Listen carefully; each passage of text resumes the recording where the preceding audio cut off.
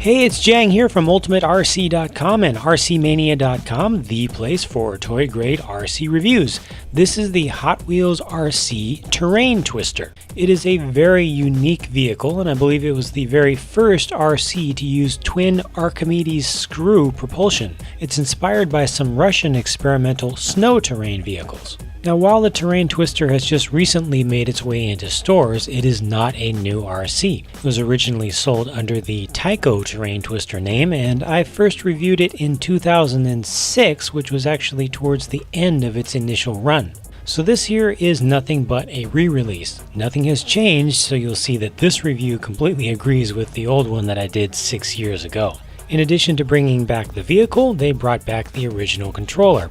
Now this looks fairly traditional and conventional, but it is not. All actual directional control and movement of the vehicle is controlled just from the left joystick. This thing over on the right changes how it tilts, spreading the screws apart or pinching them together. I can honestly say that the controls are just as odd as the vehicle itself. The Terrain Twister comes with all batteries included, including a charger for its rechargeable 7.2 volt nickel metal hydride proprietary flex pack. This battery was designed a long time ago to fit into many different types and sizes of RC vehicles. Unfortunately, this is the only style of battery that'll fit into the Terrain Twister, and it's not easy to find. So, driving the Terrain Twister. First of all, I've got to say that this thing does not drive well at all on hard, flat surfaces. The screw drives really need to have some sort of terrain that they can bite into, even if it's just a little bit. Secondly, if you look closely in some of these shots, you'll notice that there's actually a part that's broken on this Terrain Twister, and that's entirely my fault. In a minute, you'll see it after it's fixed, but the good news is that the breakage did not have any effect on its performance. So here you're seeing just some of the different ways that the Terrain Twister can move about. When the drive pods spin in opposite directions, that's when you get your forward or reverse motion. And then it's possible to have just one of them moving, and that'll give you a little bit of a turn. They can both move in the same direction, which will give you a strafing or side-to-side motion as if it just had wheels on it that were facing to the side. And then you'll also see the entire thing leaning up and down. As I mentioned earlier, that goes in conjunction with the side pods turning in or out. That makes the sideways motion either curve to the left or to the right, depending upon which way you're going.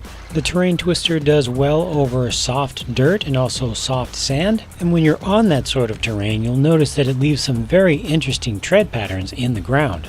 The Terrain Twister can also navigate over snow as long as it's not too soft and powdery. It just needs to be able to ride over the top and not sink down into the snow. The vehicle is mostly waterproof. You can't completely submerge it, but it is specifically designed to not only go in water, but on water. To me, this is the best thing about the Terrain Twister. It floats and drives right through the water. In fact, it's actually easier to drive it on water than it is on land. Because of the physics of the way that the propulsion units work, the controls slightly change when you go into the water, and now what used to give you side-to-side motion instead allows you to spin around in place. I found it to be a lot easier to get used to this control setup though, as you now just use the left joystick and you can leave the right buttons all alone. You want to be sure to drive on fairly calm water. If there are a lot of waves, those waves can splash up over the top, and some of that water can get down into the switch and the battery compartment.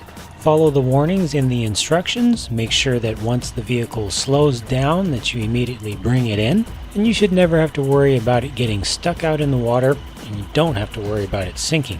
The only bad thing about driving in the water is when you try to drive it out of the water. The moment you touch land, the way that it has to be controlled changes, and that racked our brains every single time we did it. For the most success driving up an incline like this, we found it to be easiest trying to just drive sideways and use the right control stick to steer with. It's awkward, but effective. As was the case years ago, this is still a really cool RC, and there's just nothing like it.